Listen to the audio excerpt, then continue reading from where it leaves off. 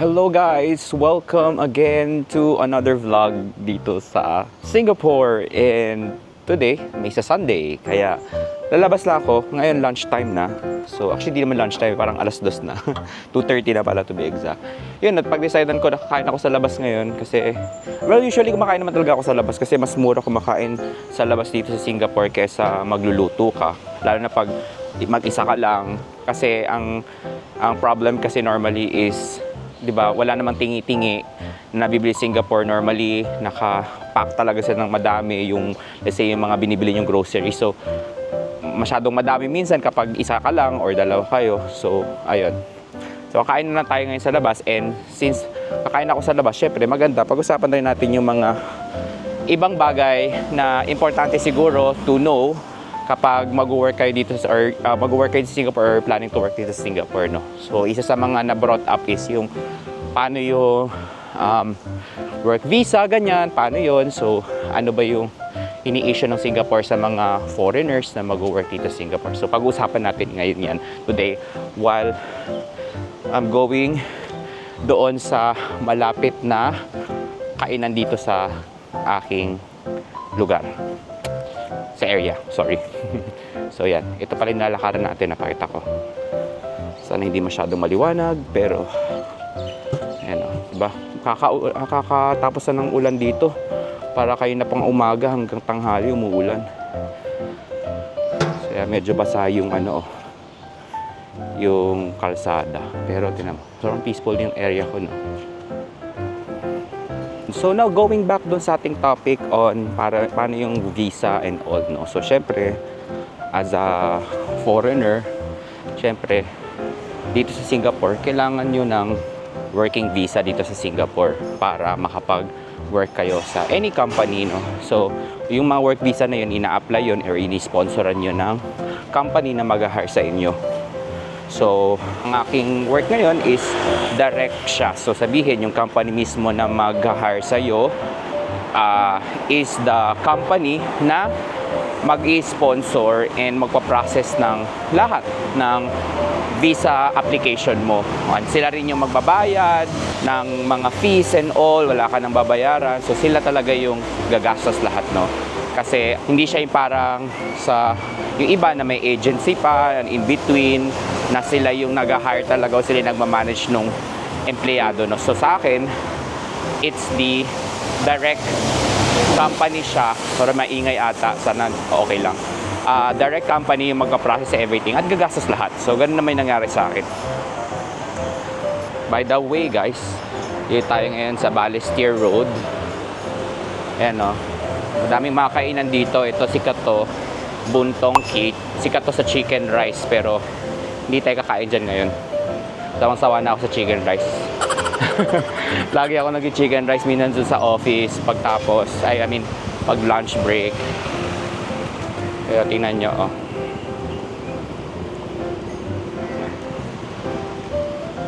Ay, dito, ayan o, baris.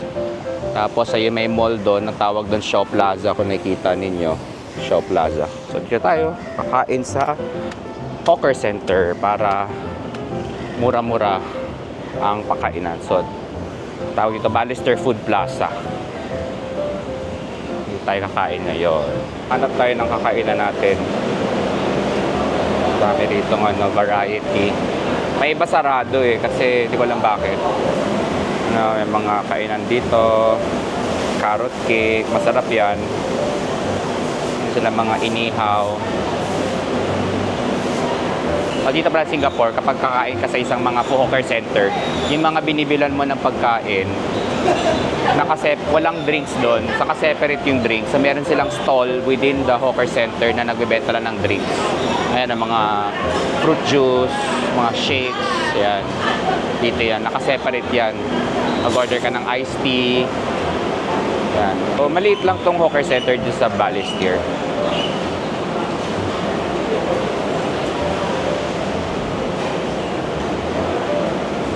Ayan, mga roasted duck. Parang masarap tong salted egg chicken, no? Try natin kung available to. The salted egg chicken rice. Having here. Pay now. How much? $8.50. $8.50. So by the way pala guys, dito sa Singapore, meron silang parang para siyang GCash siguro kung i-compare mo sa ay dito tayo, malakas ang para siyang GCash kung i-compare mo sa Pinas. Meron silang, pag wala kang cash, pwede kang magbayad and walang card, pwede kang magbayad using yung PayNow ang tawag. So yung PayNow, siya, parang may QR code or kapag ibibigay sa yung phone number, then pwede ka mag-transfer using your mobile banking app.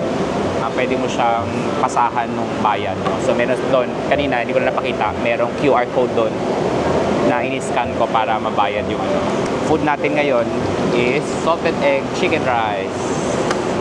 Nga pala, order pala ako ng drink. Tepeng. Para. Thank you.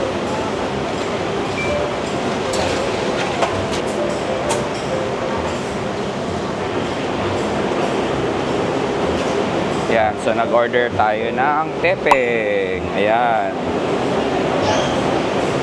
So, tepeng is actually ice milk tea lang actually siya. Tawag na tepeng. Te means tea, peng means iced. So, pag tepeng, understood na sa Singapore na may gatas. Ayan. So, hinantayin na lang natin yung food. Alam nyo guys, conscious pa rin ako mag-vlog. Na nagsasalita sa harapan ng camera. Hindi pa rin ako sanay, hindi ko alam bakit. Pero sa Singapore na madami naman mga nagba-vlog, madami mga tourist, pero hindi ko alam. Parang nahihiya pa rin ako. Kaya nagdala na ako ng ayan na mic para hindi ko kailangan mag-set ng malakas. Para hindi halatang nagba-vlog. Tsaka maganda rito camera na to, at least maliit lang. So hindi halata masyado. Pero nakaka-awkward pa rin. So hindi pa rin ako sanay. So while waiting for our food, ituloy ko yung dinidiscuss ko kanina. No? So sa Singapore, merong pagkakaalam ko, may tatlong parang type ng work visa sa Singapore. So yung unang tawag, work permit. Pangalawa is S-Pass. Pangatlo is E-Pass. Unahin natin yung work permit. Yung work permit, yun yung visa na ini-issue sa normally yung mga labor. Let's say, for example, mga construction jobs, domestic helper din ata, ini-issue yun. Yung mga yun, normally yung mga labor, blue-collar jobs, labor, yun. So, napupunta siya sa work permit. Alam ko, normally yung mga ganon, meron talagang agency. Yung hindi direct employer yung nag-e-employ pero parang feeling ko, through agency yun. Hindi ko alam yung exact setup, pero may agency yun Tapos yung agency na yun yung responsible to manage all those labor. May salary, may minimum, hindi ko alam kung may minimum salary sila, pero normally, sumasahod sila ng mga 600 to 1,200 ata. Hindi ko alam kung meron bang minimum or kung yun ba yung updated na range. Pero sa pagkakaalam ko last time, mga ganon. Tapos, ang kagandahan doon, maliit nga lang, pero kapag construction workers dito sa Singapore, merong pinoprovide na dormitory for them. So, wala ka nang babayaran. So, kasama na yun. Alam ko sagot na normally nung employer yon, pero alam ko meron pinoprovide na dormitory sa kanila, which is a good thing, no? So, talagang yung sahod nila, di na nila kailangan intindihin yung titirhan, which is sa Singapore, normally yun yung pinakamalaking chunk ng babayaran mo talaga in a month, no? Yung accommodation. Ganon din naman sa domestic helper jobs. Kasi syempre, normally stay-in sila doon sa kanilang employer. Kaya, minsan syempre, meron pang food na kasama yon. Syempre, kasama ka sa food dun sa employer kung stay-in ka. So, ayun, nakakatipid ka din doon. Ang susunod naman is yung S-Pass. So, yung S-Pass is normally issued sa mga professionals dito, like sa Singapore, like pwede mga nurse, basta mga ganun, basta professional ka and skilled professionals. Ayan, that's the right term. Skilled professionals. Syempre in Singapore, wala silang enough skills for that, kaya nag-hire sila sa ibang bansa ng mga skilled professionals. Like normally sa healthcare, sa IT, sa finance, ganyan. So, normally, doon hinahire yun. Ang S-Pass yun, may requirement yun, salary, minimum salary. So, ang minimum salary for S-Pass is, sa pagkakaalam ko, 3,300 or tinaas na nila, $3,500. So sabihin natin $3,300 to $3,500 Singapore dollars per month. So yun ang minimum salary. So hindi pwede mag-hire ang isang company ng foreign worker na mababang sahod kesa doon. Pangalawa pa na requirement doon is normally sa isang company merong quota. So yung quota is, for example, for out of X number of Singaporeans, dapat ito yung X numbers of foreigners. So dapat mas merong proportion yun. So dapat kung meron, for example, kung wala na silang slot or dahil sa quota na reach na, so hindi na sila pwede mag-hire ng S-Pass na employee or employee na may S-Pass kasi kumbaga na-meet na yung quota, sabihin para may ratio yun. Hindi ko alam kung gaano kalaki yung ratio. Teka, ito na yung food natin, kunin natin. Ito pala food natin guys, so salted egg chicken for $8.50. Actually medyo mahal to than usual. Pero pag kumakain ako dun sa isa kinakain ko, para siyang turo-turo. Yung tuturo mo yung food mo, tas parang tas pepresyohan nila. Normally, ang gas ko lang mga $5, $6. Pero medyo napamahal tayo today kasi nakikrave ako nito, nakita ko. So yung nakakainin natin, sarap yan. And of course, yung $1.90 na tepeng. Yeah, so try natin muna. Try natin guys. Kung masarap.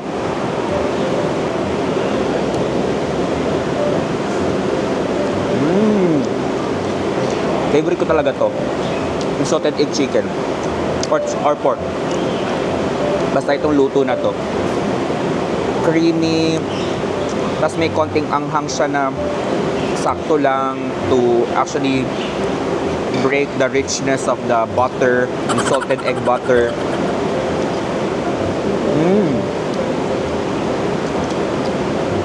Ang maganda pa, yung chicken, medyo crispy pa siya ng konti. So as you bite into the chicken, tapos yung creaminess and richness ng salted egg butter, ang ganda ng combination. Sarap. Sarap guys. Tapos meron siya mga onions dito na medyo crunchy din. So ang ganda rin ng texture niya. Grabe no. Food critic na yun, no? Pero masarap. Sarap. Try nyo ito guys. Masarap talaga. Pag na Singapore kayo, salted egg chicken or salted egg pork. Sa Terminal 1, may food court dun sa baba nung Jewel. Ang tawag Ipoh Town. Masarap yung nila. Ganto, salted egg nila. One of my favorite is Singapore.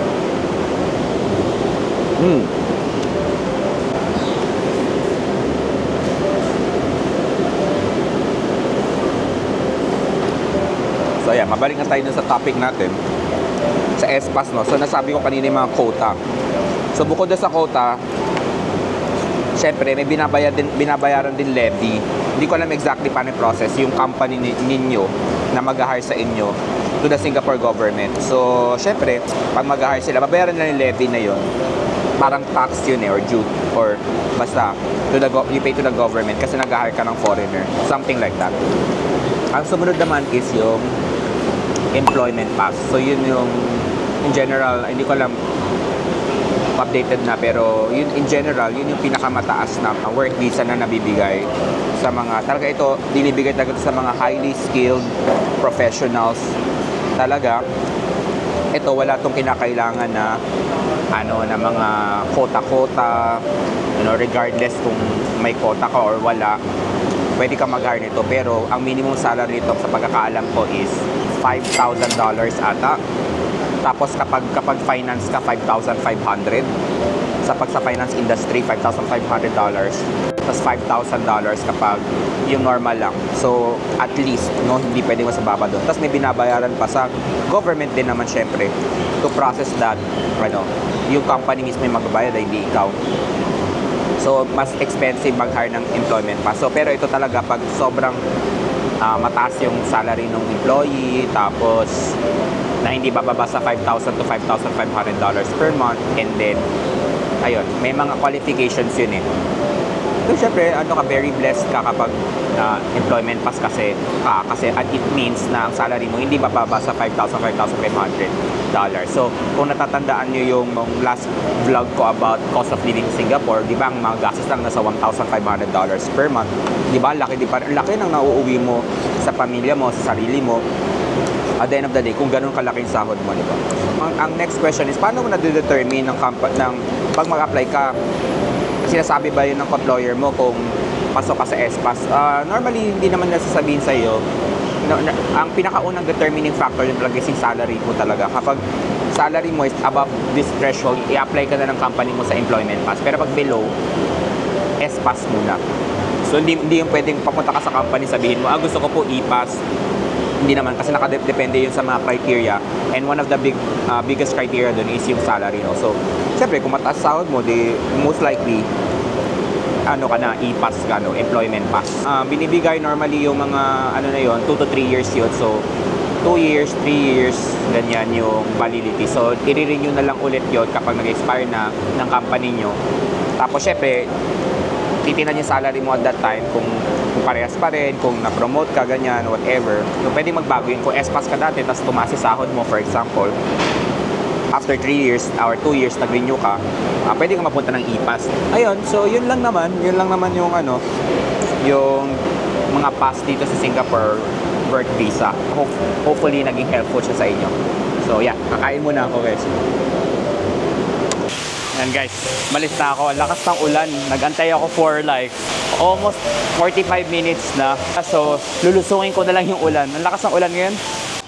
Ayun guys, yeah, grabe. Ang lakas ng ulan dito sa Singapore. Pero thank you so much guys for watching the video until the end. And ayun, please like and subscribe kung nagustuhan nyo. And I hope sana mapanood nyo pa rin yung mga sunod na vlog ko. Normally yung vlog ko is about travel and syempre yung life ko dito sa Singapore.